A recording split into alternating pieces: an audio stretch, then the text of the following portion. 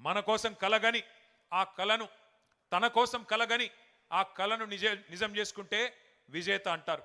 కానీ నీ మట్టి కోసం, నీ జాతి కోసం, నీ దేశం కోసం, కోట్లాది మంది ప్రజల కోసం కలగని ఆ కలను సాకారం చేస్తే ఏమంటారు? అట్లాంటి నాయకుడిని మహాత్ముడు అంటారు, ఒక మార్టిన్ లూథర్ కింగ్ అంటారు, ఒక నెల్సన్ మండేలా అంటారు.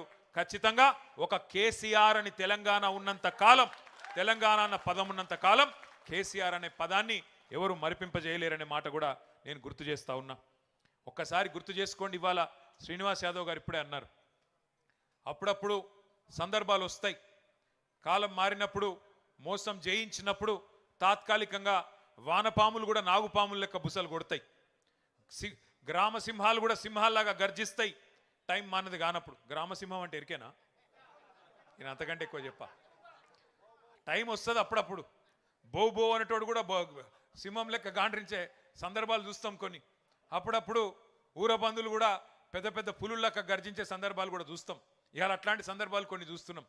ఊరు పేరు లేనోడు, అడ్రస్ లేనోడు, జీవితంలో జై తెలంగాణ అనకుండా ఇవాళ గద్దెనెక్కి కూర్చున్నోడు ఇవాళ పెద్ద పెద్ద మాటలు మాట్లాడుతున్నాడు. ఏం పర్వాలేదు, ప్రజలను మోసం చేసి 420 హామీలు ఇచ్చి 6 గ్యారంటీలని నమ్మబలికి అడ్డదారిలో ఓట్లు వేయించుకున్న అడ్డగాడిదలు కూడా ఇవాళ పెద్ద పెద్ద మాటలు మాట్లాడుతున్నారు. భయపడేది లేదు, ఎవ్వనయ్యకు భయపడేది లేదు. ఖచ్చితంగా కొట్లాడదాం, కేసీఆర్ గారి దీక్ష స్ఫూర్తిగా బరాబర్ కొట్లాడదాం. కానీ గుర్తు చేసుకుందాం, తెలంగాణ కోసం ఒక కేసీఆర్ గారే కాదు, మొదటి నుంచి 1948 నుంచి 52 నుంచి త్యాగాలు చేసిన వాళ్ళందరినీ కూడా ఒక్కసారి తిరిగి మననం చేసుకుందాం. ఆనాడు ఎట్లుండే, స్వాతంత్రం వచ్చినాక పరిస్థితి ఒక్కసారి గుర్తు చేసుకోండి. 1952లోనే విశాలాంధ్ర వద్దు, నాన్ ముల్కీ గో బ్యాక్ అంటూ ఆనాడు ఒక రక్తసిక్త తిరుగుబాటుకు నాయకత్వం వహించిన వారు తెలంగాణ విద్యార్థులు.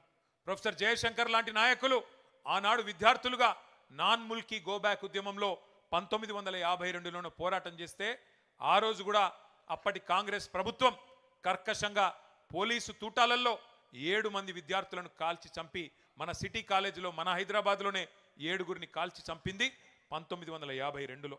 అట్లాగే ఆ యువ కిషోరాలను కాల్చి చంపడమే కాకుండా 1952లోనే కిరాతకాన్ని ప్రదర్శించడమే కాకుండా 1956లో ఇష్టం లేని బలవంత పెళ్లి, తెలంగాణకు ఆంధ్రను బలవంతంగా కలిపిందే దుర్మార్గమైన కాంగ్రెస్ పార్టీ.